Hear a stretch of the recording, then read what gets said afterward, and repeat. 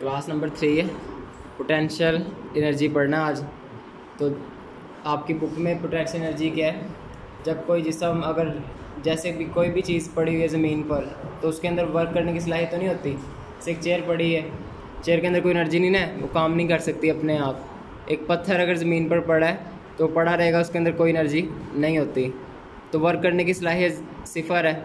और हम पीछे पढ़ चुके हैं कोई जिस्म अगर वर्क कर सकता है तो उसके अंदर एनर्जी होती है। आप जो जिस्म ज़मीन पर पड़ा है, जैसे एक पत्थर है, वर्क तो नहीं कर सकता, तो वर्क करने की जो उसमें सलाहियत है वो सिफर है। इसका मतलब उसमें एनर्जी नहीं है।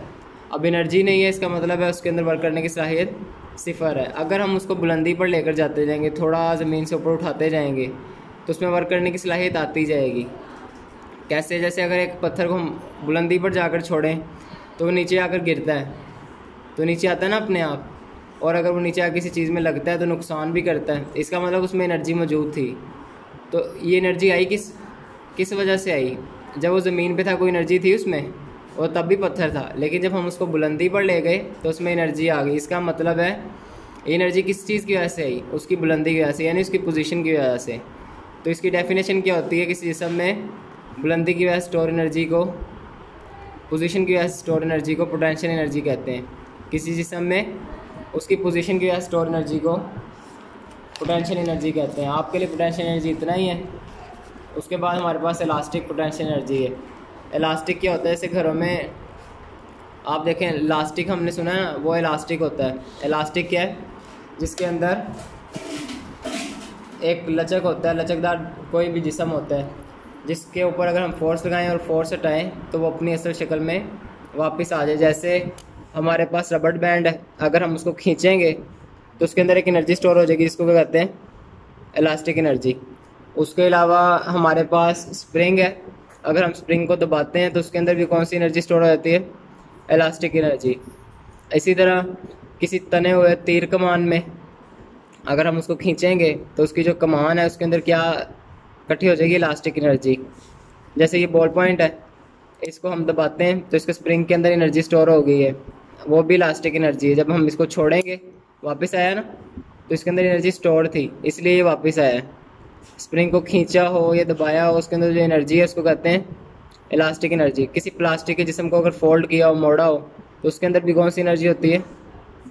इलास्टिक एनर्जी होती है। जिस तरह किसी प्लास्टिक के पाइप को ऐसे मोड़ा जाए तो वापस अपनी असल शक्ल में आता है, इसको इलास्टिक एनर्जी कहते हैं। तो ये इसकी डेफिनेशन है, पैरा लाइन नंबर 2 में है। किसी जिस्म में दबाने, खींचने या मोड़ने से जो एनर्जी स्टोर होती है इसे इलास्टिक पोटेंशियल कहते हैं। रबड़ का टुकड़ा या गुलेल की रबड़ को खींचा जाए तो इसमें इलास्टिक पोटेंशियल एनर्जी स्टोर हो जाती है। तो ये हमने ये वाला कर लेना इलास्टिक। इलास्टिक के बाद हमारे पास है केमिकल एनर्जी। तो केमिकल एनर्जी क्या है? बाज़ केमिकल रिएक्शंस में हमें क्या मिलता है? एनर्जी मिलती है। तो ये एनर्जी हमें बॉन्ड्स के टूटने की वजह से मिलती है। जिस तरह देखो, पेट्रोल है, केमिकल है ना, तो जब पेट्रोल को हम जलाते हैं तो उसके अंदर से एक हरारत निकलती है ना, गर्मी निकलती है, आग जो होती है। तो वो हरारत किसकी वजह से होती है? वो हरारत होती है केमिकल रिएक्शंस की वजह से। तो इस किस्म की एनर्जी को हम कहते हैं केमिकल एनर्जी। आप इसी तरह देखें, आप लोगों ने खाना खाया, जब आपने खाना खाया तो आपके अंदर एनर्जी आई। वो एनर्जी भी कौन सी एनर्जी किस्म थी? केमिकल एनर्जी किस्म। ये जो खुराक है, खुराक ने आपके अंदर रिएक्शन किया और उसने आपको मुहैया की एनर्जी केमिकल एनर्जी के ज़रिए। वरना आप देखें, जो आप खाना खा रहे हैं, क्या उसके अंदर कोई करंट मौजूद था, कोई चार्ज मौजूद था? नहीं, बल्कि वो एक केमिकल था जो केमिकल रिएक्शन के नतीजे में आपको क्या मिल गया? उससे केमिकल एनर्जी मिल गई। यहाँ पे जैसे खुराक की मिसाल दी कि मैंने आपको दे दी है। इस तरह गाड़ियों का चलना, गाड़ी में पेट्रोल का, जब पेट्रोल के बॉन्ड्स टूटते हैं तो गाड़ियाँ चलती हैं, ये भी एग्जांपल है। उसके बाद हमारे पास बैटरी का कह सकते हैं। बैटरी के अंदर इलेक्ट्रोलाइट मौजूद होता है। जब इलेक्ट्रोलाइट के बॉन्ड्स टूटते हैं या एक जगह से दूसरी जगह चार्ज हरकत करता है तो उसको भी क्या कहते हैं? केमिकल एनर्जी कहते हैं। तो आप लोग आज केमिकल एनर्जी तक करके आना। अब इसके अलावा हमारे पास सूरज है ना, सूरज के अंदर भी बहुत ज़्यादा केमिकल रिएक्शंस हो रहे हैं, जिसकी वजह से वो अभी तक गर्म में ठंडा नहीं हुआ।